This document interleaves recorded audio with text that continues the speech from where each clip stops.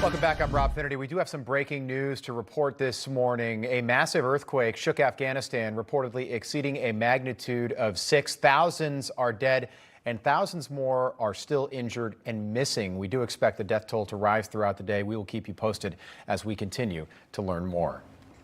All right, thanks so much, Rob. In the wake of tragic news of 2 LAPD officers slain on the job, we continue to hear about soft on crime policies. Meanwhile, the police force throughout the country is facing a shift. Mass retirement and the Uvalde response under a microscope forces us to question where things are going.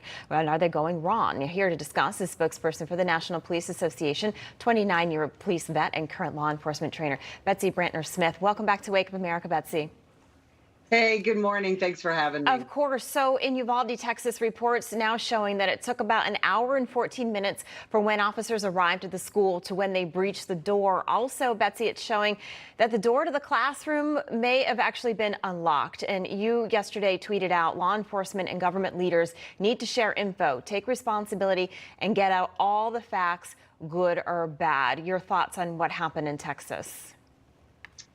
Well, what we have is the incident commander, the police chief who of the school district police, who is rightfully so under fire, but he doesn't seem to want to take responsibility for what occurred. And he has made statements to the fact that I didn't really know I was the incident commander.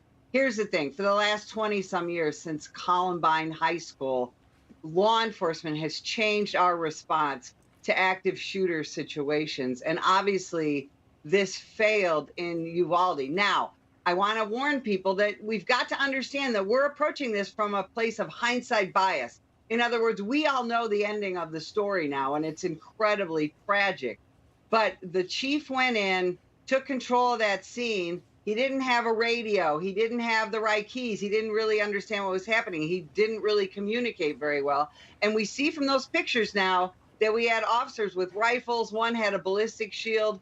And now we know the door was unlocked. We could have breached it. Here's the problem. Police leadership needs to stand up and say, here's what happened. Here's the timeline. Here's the mistakes we made. Here's the things we did right. And then move forward. But because of this one weak leader, the rest of law enforcement in this country is getting vilified. And the families are unable to heal and move forward. And that's the real tragedy. Yeah, absolutely. I can't even imagine being one of those parents. But I know that, some of the officers, according to reports, had questioned the chief, the leader of waiting. And you mentioned that things have changed. Is there training, obviously, that happens within police departments? Was there maybe miscommunication between the school and the police department? I know this is all speculation. Well, and that's a problem. It is. We're told that the police department there, the school police department, had just gone through active trainer shooting. And in the state of Texas, we train there quite a bit. They have requirements for active shooter training. Some of it's tabletop, some of it's, scenario based. I believe these officers were trained. I think the problem that we have is leadership.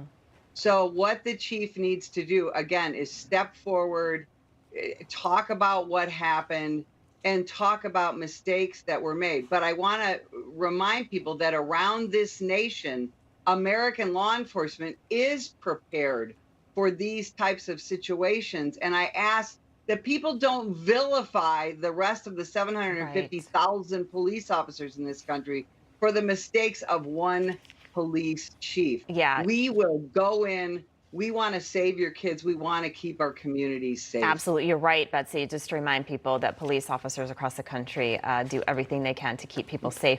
I do want to move on to L.A. The community now mourning 2 LAPD officers that were killed in the line of duty. The mom of one of the slain officers joined Rob Schmidt yesterday to discuss how the DA's policies led to this. Take a listen. He's got to take accountability for his policies, not his intentions.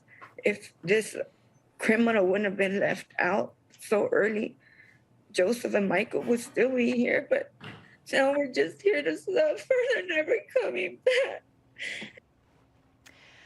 Betsy, it's just so hard to listen to that. And this could have been prevented. And we continue to see this time and time again. These people who are arrested, they're let back out. So George Gascon's facing a campaign to recall him. You know, we saw the recall of the San Francisco DA.